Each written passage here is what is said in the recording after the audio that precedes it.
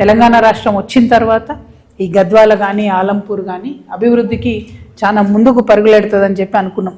ఎందుకంటే పాలమూరు ఉమ్మడి మహబూబ్ నగర్ జిల్లా అంటేనే వలస జిల్లాగా ఉంటే మరి మహబూబ్ నగర్ జిల్లాను మనం మంచి నీళ్ళు ఇచ్చుకుందాం, చాలా పెద్ద ఎత్తున డెవలప్ చేద్దాం అనుకున్నాం. అంతకుముందు ఆంధ్రలో ఉమ్మడి ఆంధ్రప్రదేశ్లో ఏముండే మన పరిస్థితి, వరల్డ్ బ్యాంక్ చైర్మన్ రావాలంటే ఇక్కడ వచ్చి చూడాలి మన దగ్గర మన ఎగ్జిబిషన్లో కోతులను చూసినట్టు చూసి మనకు డబ్బులు ఇచ్చి పోవాలి. అట్లాంటి ప్రయత్నం ఆనాడు జరిగింది. సరే, ఎంత మంచైంది ఎంత చెడైంది అన్నది నిన్న నా 2 రోజుల పర్యటనలో మాత్రం తెలిసింది. ఇప్పుడు వరల్డ్ బ్యాంక్ చైర్మన్ ఇక్కడ రమ్మంటే చూసి ఏడుస్తాడు అనుకుంటా. నన్ను ఇన్నిసార్లు తీసుకొచ్చి ఇన్ని డబ్బులు ఇచ్చినావు, ఎక్కడ పోయినారా నాయన, రోడ్డు లేదు, చక్కగా నీళ్లు లేవు అనేటటువంటి పరిస్థితి కనబడతాం. అంటే తెలంగాణ రాకముందు ఏదైతే పరిస్థితి ఉందో ఇప్పుడు అదే. ఒక ఎగ్జాంపుల్ చెప్తాను నేను.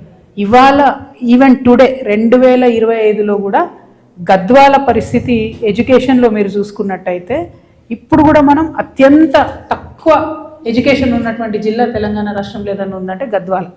సగటున భారతదేశంలో 76.9% లిటరసీ రేట్ ఉంది. కానీ మన తెలంగాణలో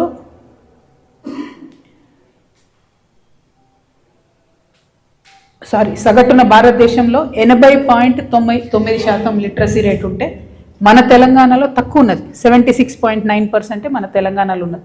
అందులో మరీ ముఖ్యంగా రూరల్ తెలంగాణ అంటే అర్బన్ తెలంగాణ హైదరాబాద్ చూసుకుంటే మీరు 76.9% కనబడుతుంది.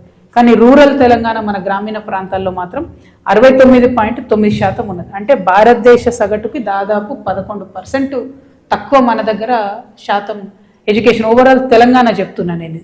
అదేవిధంగా మహిళల యొక్క శాతాన్ని చూసుకున్నట్టయితే తెలంగాణలో 65.9% ఉండే, పోయిన సంవత్సరం నుంచి ఈ సంవత్సరానికి 61.1% పడిపోయింది. దేశవ్యాప్తంగా మహిళల ఎడ్యుకేషన్ పెరుగుతుంటే మన తెలంగాణలో మాత్రం మహిళల ఎడ్యుకేషన్ 4% పడిపోయింది. ఇక తెలంగాణ రైజింగా ఫాలింగా మరి మనమే ఒకసారి ఆలోచన చేసుకోవాలి. ఎందుకు తెలంగాణ రైజింగ్ అని సంబరాలు చేసుకున్నారో ముఖ్యమంత్రి గారే చెప్పాలి. ఇక గద్వాల విషయానికి వస్తే ఇంకా దారుణం ఏంటంటే 49.8% మాత్రమే ఇప్పటికీ కూడా మన ఎడ్యుకేషన్ మన లిటరసీ పర్సెంటేజ్ ఉన్నది.